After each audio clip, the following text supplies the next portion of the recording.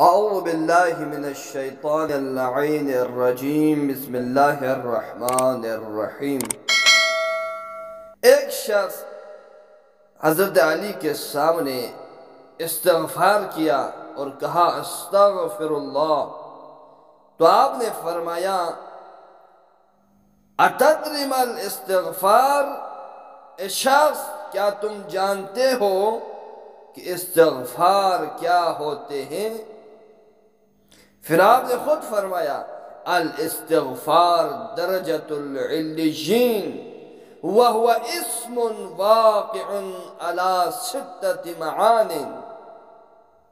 آپ نے کہا، آپ نے فرمایا یہ استغفار بلند ترین لوگوں کا مقام ہے اور یہ 6 چیزوں سے مل کر بنتی ہے۔ ان میں سے پہلا کیا ہے؟ اولها الندم علی ما مضی۔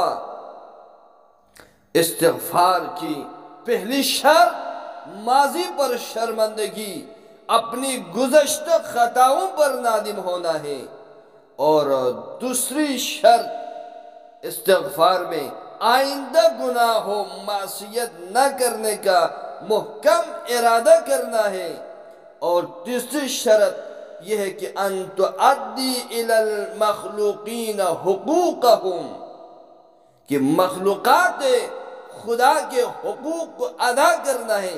یعنی اگر دوسروں کے مالی یا زبانی حقوق آپ کی گردن پر ہیں تو وہ ادا کریں، اگر کسی کا مال کھایا ہے تو اسے لوٹا دیں، اگر زبان سے کسی کو اذیت پہنچائی ہے تو اس سے معافی مانگیں۔